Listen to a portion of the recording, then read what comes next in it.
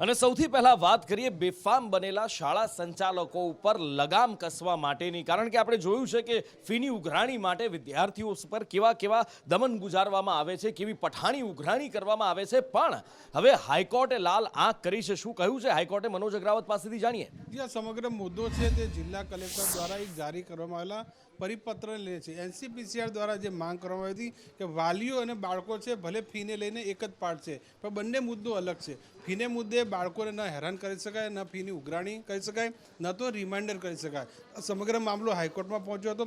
શાળા સંચાલકો એવું કહ્યું હતું કે જે કલેક્ટરનો આદેશ છે તે માત્ર 1-2 સ્કૂલોને લઈને છે, શા માટે તમામ સ્કૂલોને આ પ્રકારે પરિપત્ર પાઠવ્યો છે? તો હાઈકોર્ટે પણ આજ સવાલ ઉઠાવ્યા છે કે 1-2 સ્કૂલના પ્રશ્ન લઈને તમામ શાળા સંચાલકોને આ પ્રકારની નોટિસ ન ફટકારી શકાય।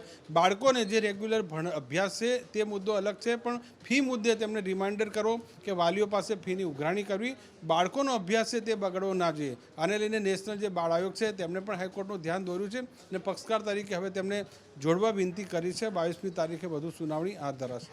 અને શિક્ષણને લઈને ગુજરાતની અંદર જે વિવાદ શરૂ થયો છે, ગુજરાત અને દિલ્હી વચ્ચેનો આ વિવાદ, આ વાક યુદ્ધ, આ વાક પ્રહાર, આ આક્ષેપ પ્રત્યાક્ષેપ અટકવાનું નામ નથી લઈ રહ્યા। બીજેપી ફોર ગુજરાતની એક પોસ્ટ જે 15-20 દિવસ પહેલા કરવામાં આવી હતી ત્યાંથી આની શરૂઆત થઈ હતી, દિલ્હીથી તેનો જવાબ આવ્યો, હજી પણ આ વાક યુદ્ધ નથી અટકી રહ્યું। હવે મનીષ સિસોદિયાએ પ્રહાર કર્યા છે અને શું કહેવું છે તેમણે મનીષ સિસોદિયાએ પ્રહાર કરીને, જાણીએ અજય યાદવ પાસેથી। निश्चित तौर पर नूपुर, आम आदमी पार्टी एजुकेशन को लेकर के गुजरात के विधानसभा चुनाव में जा रही है। इसका ऐलान खुद जो दिल्ली के उप मुख्यमंत्री हैं मनीष सिसोदिया, उनकी तरफ से पहले ही किया जा चुका है और ये कहा गया है कि आने वाला जो गुजरात का विधानसभा चुनाव होगा वो दिल्ली बनाम गुजरात के शिक्षा के मॉडल पे होगा और इसी पे आम आदमी पार्टी काम करती हुई नजर आएगी। जीतू बघाणी की तरफ से जो लगातार आम आदमी पार्टी इस मुद्दे को लेकर के अभियान चला रही थी, उस पर जीतू बघाणी का जो स्टेटमेंट आया उसको लेकर के आज दिल्ली के उप मुख्यमंत्री ने एक बार फिर जीतू बघाणी को घेरने की कोशिश की और साथ ही साथ ये भी कहा कि जिस तरह का जवाब जीतू बघाणी की तरफ से आ रहा है या गुजरात के शिक्षा मंत्री की तरफ से आ रहा है, ये एक तरह से भारतीय जनता पार्टी का अहंकार दिखाता है। लेकिन साथ ही साथ उन्होंने ये भी कहा कि जीतू बघाणी को लेकर के जो उन्होंने ट्वीट किया था कि बस 24 घंटे के भीतर 4.5 लाख से ज़्यादा जो गुजरात के आम पब्लिक है, स्टूडेंट हैं, रोजगार की आस में बैठे हुए लोग हैं, उन लोगों ने इस ट्वीट को लाइक किया। इससे साफ अंदाज़ा लगाया जा सकता है कि गुजरात की जनता कहीं न कहीं बेहतर शिक्षा मॉडल चाहती है। लेकिन साथ ही साथ उन्होंने ये भी कहा कि 27 सालों में जो बीजेपी की सरकार गुजरात में चल रही है, उन्होंने शिक्षा पर जो कुछ भी काम किया होगा उसको देखने के लिए वो सोमवार को गुजरात आ रहे हैं। गुजरात के स्कूलों का न सिर्फ दौरा करेंगे बल्कि ये भी आम लोगों के बीच चर्चा करने की कोशिश करेंगे कि आखिर 27 सालों में भारतीय जनता पार्टी की सरकार ने क्या कहा। तो एक तरह से कह सकते हैं कि एक बार फिर आम आदमी पार्टी ने कहीं न कहीं भारतीय जनता पार्टी को निशाना बनाया है और उसका जो चुनावी अभियान पे है उसी पे आगे बढ़ती हुई नजर आ रही है। लेकिन इस बीच कांग्रेस पार्टी की तरफ से भी आम आदमी पार्टी के ऊपर उल्टे हमला किया गया है, लेकिन भारतीय जनता पार्टी के ऊपर भी हमला किया गया है। साथ ही साथ ये भी कहा गया है कि 5,500 से ज़्यादा जो शाखाएं हैं या शालाएं हैं वो एक तरह से भारतीय जनता पार्टी की सरकार में बंदी की कगार पे पहुंची हैं और इसी तरह से शिक्षा व्यवस्था खराब हुई है और भारतीय जनता पार्टी इस तरह से शिक्षा दे रही है जैसे उल्टे बर्तन करके किसी चीज़ को भरा जाता है। तो एक तरह से कांग्रेस पार्टी ने आम आदमी पार्टी को घेरने की कोशिश की और बीजेपी को घेरने की कोशिश की, वहीं पर आम आदमी पार्टी कहीं न कहीं भारतीय जनता पार्टी को टारगेट करने की कोशिश कर रही है और शिक्षा को कहीं न कहीं एजुकेशन का जो मूल मुद्दा बनाने की कोशिश कर रही है। जी અને આગળ વાત કરીએ તો છેલ્લા 5 દિવસથી ડોક્ટરો હડતાલ પર છે, દર્દીઓ પારાવાર મુશ્કેલીઓનો સામનો કરી રહ્યા છે। ગઈકાલે સરકાર દ્વારા ડોક્ટરોની મોટાભાગની માંગણીઓ માની લેવામાં આવી હતી અને મોટાભાગની આ માંગણીઓ માન્યા પછી ગીડા GIDA એ સંગઠન ડોક્ટરોનું છે, એમના દ્વારા હડતાલ સમેટી લેવામાં આવી છે। પણ બાકીનું શું GMTA છે કે પછી જે GMERS છે, એમના ડોક્ટરોની હડતાલ ક્યારે સમેટાશે અને ક્યારે આ ગરીબ દર્દીઓની મુશ્કેલીનો અંત આવશે? હવે કંઈક લાગે છે કે સુખદ અણસાર દેખાઈ રહ્યા છે। હિરેન પાસેથી જાણીએ। जो राज्यना जे हड़ताल करनारा डॉक्टरों है तेमनी अने राज्यना आरोग्य मंत्री ऋषिकेश पटेल, आरोग्य विभागना अधिक मुख्य सचिव साथेनी बैठक पूर्ण थई चूकी है। त्यारबाद आरोग्य मंत्री अने आरोग्य विभागना अधिकारीओए मुख्यमंत्रीना सचिव है अवंतिका सिंह अने मोटा साहेब तेमनी साथेनी मुलाकात है ते थोड़ा समय पहला ज पूरी थई है। संभवतः आ बैठक जे छे ते समाधानकारी वलण अपनावी होय ते प्रकारे हड़ताल परत खेंचवानी जाहेरात थई शके छे। डॉक्टरोनी जे अलग अलग मांगणीओ हती ए मांगणीओ લેખિતમાં આપવી જોઈએ તે પ્રકારની તેમની માંગણી હતી ડૉક્ટરોની. એ મોટે ભાગે રાજ્ય સરકાર સંતોષે તેવી અત્યારે હાલ સ્થિતિ લાગી રહી છે. સત્તાવાર જાહેરાત જે છે તે કરવામાં આવશે. એ અગાઉ સવારથી જ ડૉક્ટરોનું જે આંદોલન ચાલી રહ્યું હતું તેની અંદર બે ભાગ જોવા મળ્યા હતા. એક જીઆઈડીએ એસોસિએશન છે તેણે પોતાની હડતાળ પાછી ખેંચી લીધી હતી, જો કે બાકીના ડૉક્ટરોએ હડતાળ ચાલુ રાખી હતી. જે એનપીએ સહિતની જે માંગણીઓ છે 20% અને તે તમામ મુદ્દાઓ જે છે સરકાર લેખિતમાં જ્યાં સુધી નહીં આપે ત્યાં સુધી હડતાળ ચાલુ રાખવાની વાત ડૉક્ટરો દ્વારા કરવામાં આવી હતી. ગઈકાલે પણ ઋષિકેશ પટેલ સાથે મોડી સાંજ સુધી રાત સુધી જે બેઠક ચાલી હતી તેની અંદર પણ સરકાર કોઈપણ પ્રકારે લેખિતમાં આપવા તૈયાર નહોતી. એટલા માટે હડતાળ જે અરજી મંત્રણા હતી તે પડી ભાગી હતી. જો કે અત્યારે ડૉક્ટરો જે કહી રહ્યા છે તે પ્રકારે સુખદ અને હકારાત્મક વાતચીત થઈ હોવાની વાત અત્યારે હાલ બહાર આવી રહી છે.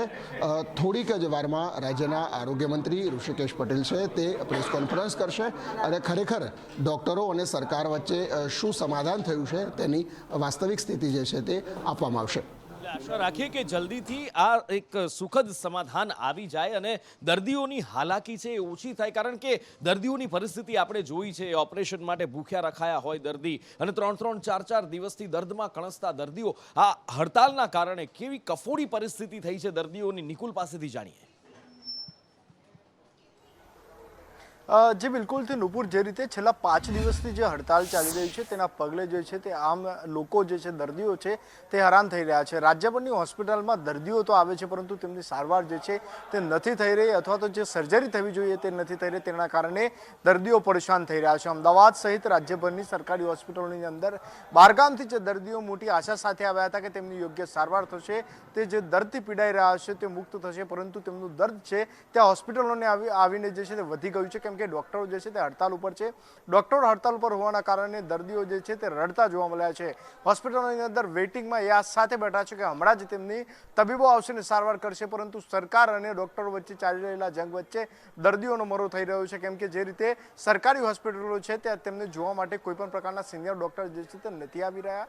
એક પણ પ્રકારના જે ઓપરેશન છે તે નથી થઈ રહ્યા. માત્ર ને માત્ર કોન્ટ્રાક્ટ પર રહેલા તબીબો જે છે તે તેમની સારવાર કરી રહ્યા છે. એટલે કે જે પ્રીપ્લાન સર્જરી હોય છે તે નથી થઈ રહી અને સર્જરી અટકી પડતા અનેક દર્દીઓ જે છે તે અત્યારે રાજ્યમાં મુશ્કેલીમાં છે.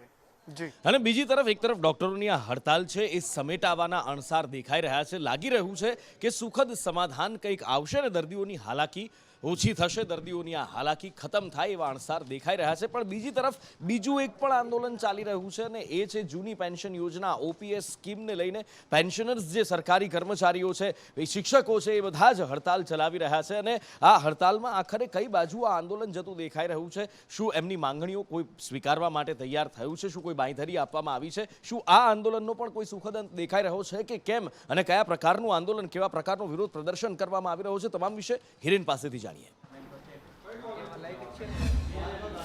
જો આંદોલન અંગે સીધી રીતે સરકાર સાથે કોઈ પણ પ્રકારની મંત્રણા અથવા તો ચર્ચા હજી સુધી નથી થઈ. આ આંદોલનની શરૂઆત એટલા માટે થઈ કે આસપાસના રાજ્યો કે જે કોંગ્રેસ શાસિત અને આપ શાસિત છે, પંજાબ, છત્તીસગઢ અને રાજસ્થાન, આ 3 રાજ્યોએ પોતાના સરકારી કર્મચારીઓ છે તેમને જૂની પેન્શન યોજના લાગુ કરવાનો જે અમલ કર્યો છે એ મુદ્દા જાહેરાત કર્યા બાદ ગુજરાતની અંદર પણ સરકારી કર્મચારીઓ હવે પોતાને જૂની પેન્શન યોજના જે છે તે અમલી કરવામાં આવે, નવી પેન્શન યોજના રદ કરવામાં આવે તે પ્રકારની માંગણી પ્રબળ થઈ રહી છે. સચિવાલય કેડરના અધિકારીઓ બાદ હવે શિક્ષકો, ગ્રામ પંચાયતના અધિકારીઓ, તલાટી, આ તમામ લોકો છે તે હવે સરકાર સામે જૂની પેન્શન યોજના ફરીથી લાગુ કરવા માટે આંદોલન કરી રહ્યા છે. આજે રાજ્યભરની અંદર ધરણા પ્રદર્શન 33 જિલ્લાઓની અંદર હતું. સરકારને અત્યારે આવેદનપત્ર આપવામાં આવે છે. આગામી દિવસોમાં વધુ કાર્યક્રમ આપવામાં આવશે. જોકે સરકારે હજી સુધી કોઈ પણ પ્રકારની મંત્રણા આ જૂની પેન્શન યોજના લાગુ કરવા માટે આ એસોસિએશન અથવા તો આગેવાનો સાથે નથી કરી. સરકારનું કહેવું છે કે જે તે સમયે યોગ્ય જે સ્થિતિ લાગશે તે કરવામાં આવશે. 2005માં કેન્દ્ર સરકારે આ યોજના છે તે બંધ કરી છે અને એટલા માટે રાજ્ય સરકાર હાલ એ સંદર્ભમાં કંઈ પણ વિચારવા માટે તૈયાર નથી. અને આગળ વાત કરીએ રખડતા ઢોર નિયંત્રણ કાયદો. ઐતિહાસિક રીતે વિધાનસભા ચાલી, રાત્રે 1:30 વાગ્યા સુધી કાયદો પસાર થયો, પણ ત્યારબાદ વિરોધના કારણે આ કાયદા પર ફેર વિચારણા કરવી પડી. હાલ પૂરતો અમલ મોકૂફ રખાયો છે. આ બધા વચ્ચે જાહેર હિતની અરજી પણ થઈ હતી, પણ આ કાયદો મોકૂફ રખાયા બાદ પણ માલધારીઓ સંતુષ્ટ નહોતા. આવનારા સમયમાં આ કાયદાનું શું થઈ શકે? જાહેર હિતની અરજી કરવામાં આવી હતી, એમાં શું છે ને કોર્ટ દ્વારા શું વલણ દાખવવામાં આવ્યું છે તેની ઉપર તમામ વિશે જાણીએ દિવ્યા પાસે.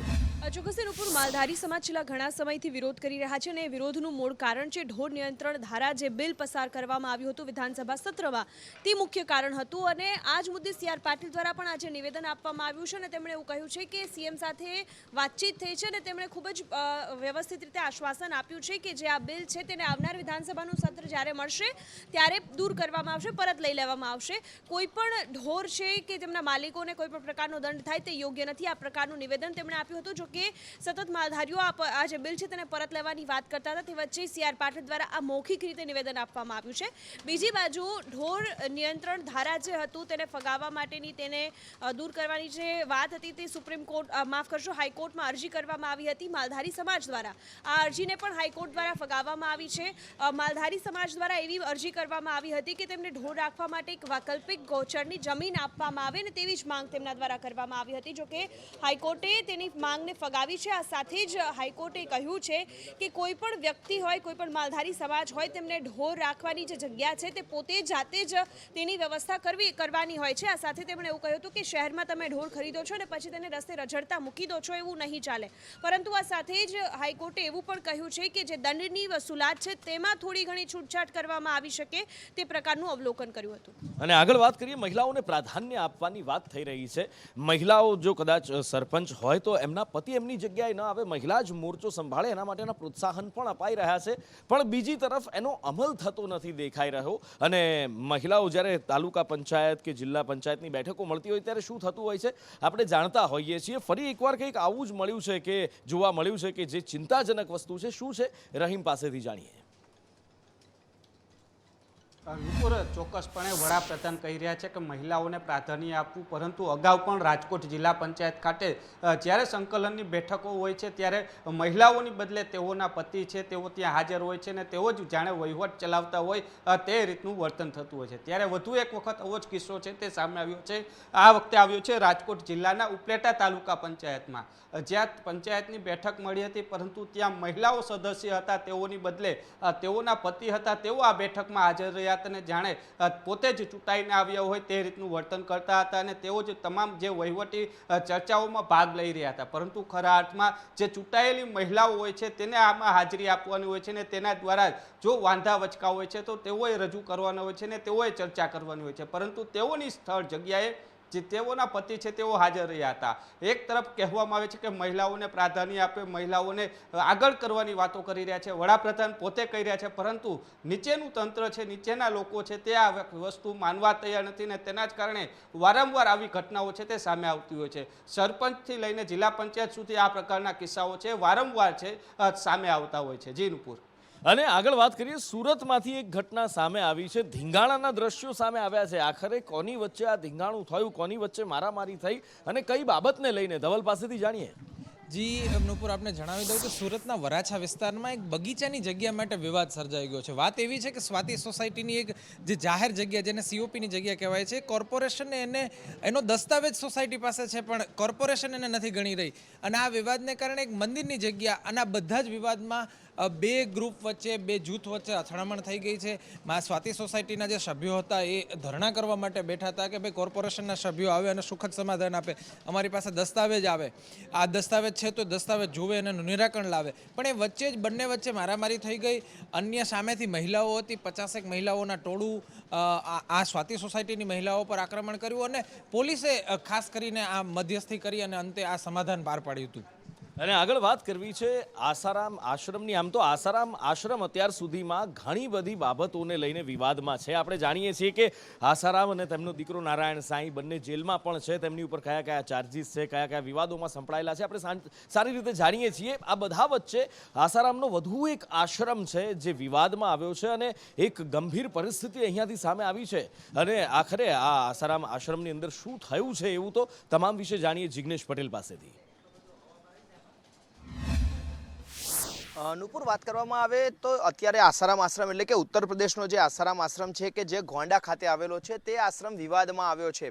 આ આશ્રમમાં પાર્ક થયેલી કલ્ટો કારમાંથી એક સગીરાનો મૃતદેહ મળી આવ્યો છે, જે મૃતદેહને અત્યારે પોસ્ટમોર્ટમ માટે મૂકવામાં આવ્યો છે અને તેને લઈ અને પોલીસ તપાસ કરી રહી છે. અગાઉની વાત કરવામાં આવે તો આસારામ આશ્રમની અંદર અમદાવાદ પણ અને તે સિવાય અન્ય ઘણા આશ્રમો છે તે વિવાદમાં આવી ચૂક્યા છે, જેમાં કહી શકાય કે દીપેશ અભિષેક અપમૃત્યુ કેસ હોય કે પછી યૌન શોષણની ઘટના હોય. અનેક વખત આસારામ પોતે અને તેમના પુત્ર પરિપત્ર પણ વિવાદોમાં આવી ચૂક્યા છે. તાજેતરમાં જ અમદાવાદના સોલા પોલીસ મથકે નારાયણ સાંઈ વિરુદ્ધ ખોટા દસ્તાવેજો ઊભો કરવાનો એક ગુનો દાખલ થયો છે અને હવે યુપીનો આશ્રમ છે તે વિવાદમાં આવ્યો છે. માટે કહી શકાય કે વિવાદિત પિતા પુત્રનો પહેલા તેમના વિવાદ અને હવે તેમના આશ્રમોના વિવાદ સામે આવી રહ્યા છે અને પહેલેથી જ તે બંને એટલે કે આસારામ પોતે પણ લાંબો સમયથી જેલમાં હતા અને હવે નારાયણ સાંઈએ પણ એક ખોટું કૃત્ય કર્યું હોવાનું સામે આવ્યું છે. તેવામાં આ કેસની જે તપાસ છે, જે 5 એપ્રિલથી ગુમ થયેલી જે સગીરા હતી તેનો મૃતદેહ આસારામ આશ્રમમાં પાર્ક થયેલી ગાડીમાંથી મળી આવતા હવે નવો એક વિવાદનો ફણગો ફૂટ્યો છે અને આ કેસની અંદર કોની સંડોવણી સામે આવે છે, કોના રોલ સામે આવે છે અને ઉત્તર પ્રદેશ પોલીસની તપાસમાં શું હકીકત સામે આવે છે તે જોવું મહત્વનું રહેશે.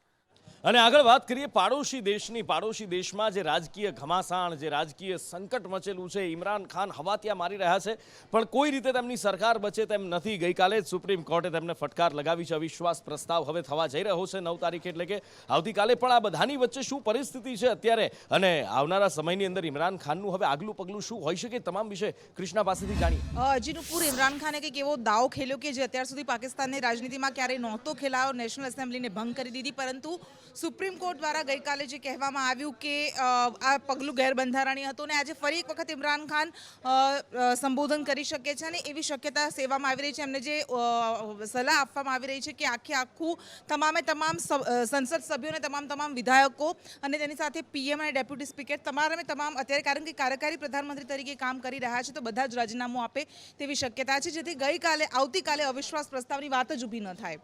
બિલકુલ. ને આ તરફ રશિયા યુક્રેન વચ્ચેનું પણ યુદ્ધ આપણે જોઈએ છે કે બહુ ભયંકર પરિસ્થિતિમાં આ યુદ્ધ પહોંચી ચૂક્યું છે. 44 દિવસ આ યુદ્ધને થઈ ચૂક્યા છે. ત્યારે શું પરિસ્થિતિ છે અત્યારે? રશિયા શું નરમ વલણ દાખવી રહ્યું છે? શું યુક્રેન પણ કોઈ સમાધાનકારી પગલાં માટે તૈયાર છે કે હજી આવનારા સમયની અંદર વધુ ભયંકર પરિસ્થિતિ જોવા મળે? અંકિત પાસેથી જાણીએ. નુપુર, બિલકુલ પરિસ્થિતિ અત્યારે ખૂબ જ વિકટ છે અને વધુને વધુ વિકટ થઈ રહી છે. પરિસ્થિતિ અત્યારે થાળે પડતી જોવા નથી મળી રહી. તેવામાં 44મો દિવસ જ્યારે રશિયા અને યુક્રેન વચ્ચેના યુદ્ધનો છે, તેવામાં ભયંકર સ્થિતિ અત્યારે બંને દેશો વચ્ચે જોવા મળી રહી છે. યુક્રેનના લગભગ તમામ શહેરો નેસ્તનાબૂદ થઈ ગયા છે, એટલે કે તમામ શહેરો પર જે મિસાઇલોનો હુમલો કરવામાં આવ્યો અથવા તો રશિયન સેના દ્વારા જે હુમલો કરવામાં આવ્યો હતો તેને લઈને ત્યાંના યુક્રેનના જે લોકો છે તે તો ભયભીત છે જ, પરંતુ સાથે સાથે તેની જે નુકસાની છે તે કરોડો અરબોને પાર પહોંચી ગઈ છે. તમામની વચ્ચે 2 જેટલા જે શહેરો છે તેની સાથે સાથે જે રેલવે સ્ટેશન છે અલગ અલગ શહેરોના, તેના પર પણ હુમલો કરવામાં આવ્યો છે રશિયા દ્વારા. અને તેવામાં યુક્રેનને પોતાની તરફ એટલે કે યુક્રેનને કબજે લેવા માટે સતત પ્રયત્નો રશિયા દ્વારા કરવામાં આવી રહ્યા છે. બીજી તરફ UNHRCમાં જે બેઠક મળી હતી તે બેઠકમાં રશિયાનું જે સભ્યપદ છે UNHRCનું તે રદ કરવા માટે હાકલ કરવામાં આવી છે. લગભગ 92 જેટલા મતો તેમના પક્ષમાં પડ્યા છે કે રશિયાને આ પદ પરથી હટાવી દેવામાં આવે, કે તેનું જે સભ્યપદ છે તેને રદ કરી દેવામાં આવ્યું છે. કે રશિયાએ એ વાતનો વિરોધ કર્યો હતો કે આ યોગ્ય બાબત નથી. બીજી તરફ અમેરિકાએ એવું કહ્યું હતું કે આ યોગ્ય બાબત છે, રશિયા જોડે આવું જ કરવું જોઈએ. આ સાથે જ વોર રૂમમાં સમય થયો છે અત્યારે આપનાથી વિદાય લેવાનો. નમસ્કાર.